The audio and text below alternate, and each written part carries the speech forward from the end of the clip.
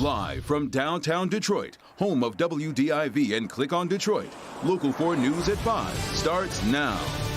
And breaking right now, live pictures from Washington as members of the House are set to deliver the articles of impeachment to the Senate at any moment. Hank. The toxic ooze investigation now taking center stage here in Lansing as lawmakers ask tough questions, and so do we. But we begin with State Senator Pete Lucido responding to backlash over comments he made to a female reporter. I believe that there is a misunderstanding in this thing, and I don't want this to continue.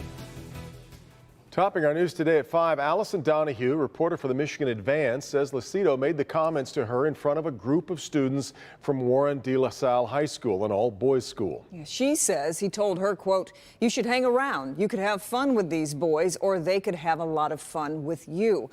Let's get to Jason Colthorpe. He's live in Lansing. And Jason, you've been waiting all day to speak with Lucido, and you caught up with him a short time ago. What did he have to say? It was just about 3:45 we finally talked to him, Kim, and as you heard, he denies the quote you just read. But we need to point out that Senator Pete Lucido didn't deny this quote all throughout the day. Only until it started getting national headlines did he even meet with the media and then deny it. Not even around 10:30 this morning when he posted his original apology on Twitter, and I want to read it in its entirety. Quote, "I apologize for the misunderstanding yesterday and for offending Allison Donahue." 1 second, I'm a reporter trying to get this story that my editor asked me to grab. And then the next second, I'm a 15-year-old girl who just made fun of in front of the entire football team. It's what it felt like. Allison Donahue is describing an awkward moment in the Senate chamber Tuesday with Senator Pete Lucido of Shelby Township. The 22-year-old reporter was there for a comment on a story for the Michigan Advance when she says Lucido asked if she knew about the De La Salle all-boys school that he was about to honor on the Senate floor. She said no. He said, quote, "You should hang around. You could have a lot of fun with these boys, or they could have a lot of fun with you." Hearing all the boys laugh, and it took me immediately out of, I'm a reporter, I'm in my career, I don't know these boys, I don't know this man, and I was immediately embarrassed and I felt small. But that's not how Senator Lucido remembers it. I said, we're going on the floor to have some fun. You're welcome to join us.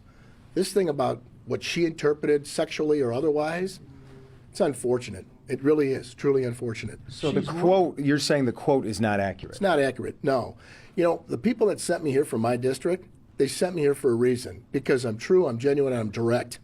For somebody to be misquoting me for whatever gain there is, and I know she's a reporter, she's a journalist, I got to say that it doesn't matter how she took it, it's how she wanted to take it, not how I did.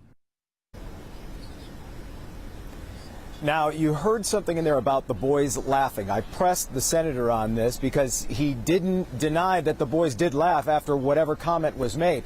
And I asked him, I said, why would they laugh after your account of what happened? It seems more likely they would laugh given what she said you said. And he said, for that answer, I would have to ask the boys that were there. Back to you. Jason, this has become a national story now. Could Lucido face any repercussions from this? Well, this is already an official Senate investigation here, and we talked to Senator Lucido today after he had already met with the Senate Majority Leader Mike Shirkey about this. So as this was building throughout the day, Mike Shirkey was asked about it. He opened an investigation, which is standard protocol, I should point out, and we don't know what was discussed in that meeting, but we know it will continue. So they have at least address this issue within the Senate. We'll see what comes next. Yeah, Kim? We'll continue to follow it. Okay, Jason, thanks. We also continue to follow breaking news in Washington. Let's look at live pictures now from the nation's capital as members of the House are set to physically walk the articles of impeachment over to the Senate side. This comes after the House voted this afternoon to approve those articles of impeachment and also name managers for the upcoming Senate trial. Alice Barr following a very busy and historic day at the Capitol. Alice? Devin, nearly a full month after the House voted to impeach President Trump, the process is now in the hands of the Senate, with a trial set to begin next Tuesday. The resolution is adopted. In a day full of ceremony, the impeachment of President Trump now moves to the Senate. We are here today to cross a very important threshold in American history. The House voting mostly along party lines to send over articles of impeachment and approve 7 managers who will make the case at trial that President Trump obstructed Congress and abused his power by urging Ukraine to investigate his political rivals. He invited foreign interference into our elections. Again, he jeopardized our national security. Republicans defending the president and rejecting the allegations. This was always an exercise in raw partisan politics. The House also sending over new evidence centering on the president's personal lawyer, Rudy Giuliani, who has admitted to digging for dirt on Joe Biden and his son, Hunter. The evidence includes a letter from Giuliani requesting a private meeting with Ukraine's newly elected leader with President Trump's knowledge and consent. That's going to pull the rug out from under any ability for Trump to argue that Giuliani was freelancing or doing this without his knowledge. The Senate can choose to ignore that evidence, but it increases pressure on moderate Republicans. If just 4 vote with Democrats, they could bring new documents and witnesses into the trial. The day of developments coming at the same time President Trump signed phase 1 of a China trade deal while speaking directly to Republicans who will sit in judgment of him. They have a hoax going on over there. Let's take care of it. A momentous march now underway to just the 3rd impeachment trial of an American president. Chief Justice John Roberts, who will preside over the case, is expected to make his way across the street to the Capitol as soon as tomorrow to begin preparing for his role in history. In Washington, Alice Barr, Local 4. All right, Alice, we'll continue to monitor what's happening in Washington over this next 90 minutes of news. We'll have updates just as soon as anything occurs, both here on air and online, as we're streaming all of it right now at clickondetroit.com.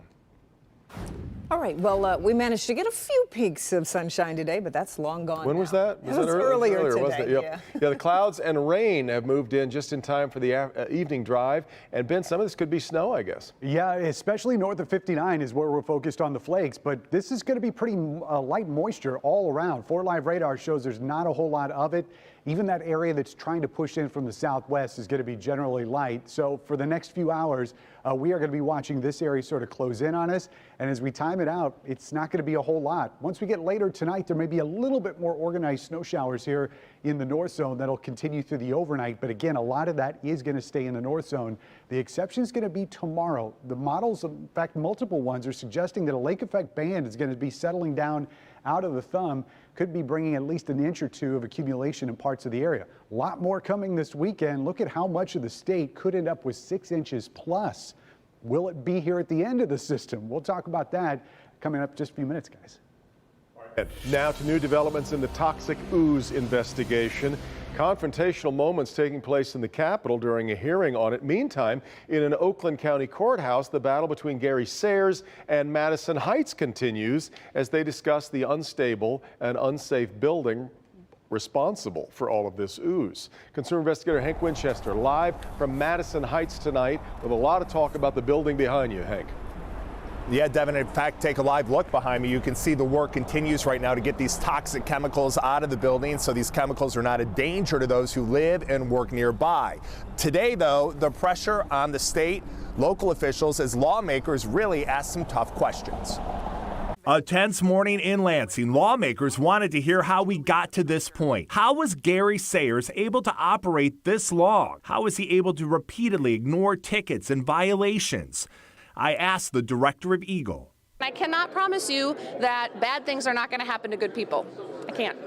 But can you make the promise that if people are raising these issues in the future that there's going to be a quick response? Because it seems like the concern was that this guy was on the radar since the mid-90s, violation after violation, yet nothing is done until ooze is coming out of the building in 2019. Yep, completely agree. We have a huge effort around processes to understand how do we move more quickly. And it was timing that was under fire today. Why did it take so long? What I have a problem with is none of the local municipalities were notified back in 2017 when Eagle came in. Now, there are supposed to be some tubes back there. I live right down the road. I remember seeing the semis haul those tubes onto their property. The local leaders frustrated. They claim the state never shared critical information and warnings. As was mentioned today, he was the second of only 3 businesses that have been closed down in the state. That's ridiculous. And in an Oakland County courtroom today, the battle between the city of Madison Heights and Gary Sayers rages on. The city wants Sayers to pay for demolition and much more, and the testimony has revealed disturbing details about the condition of his property. This was an area of industrial debris just piled up haphazardly. Just stuff piled up everywhere. Mold-like substance on the ceiling. This is some of the roof that has actually just rotted right away. You can see the sky. Back out here live, the building in unbelievable condition. It makes you wonder how investigators made their way inside so many times over the years and didn't automatically demand that this business be shut down. We're live here tonight in Madison Heights. Hank Winchester, help me, Hank. Hank, it also makes you wonder if what's inside the building makes it even possible to tear the building down at this point. Demolition itself could be a kind of danger.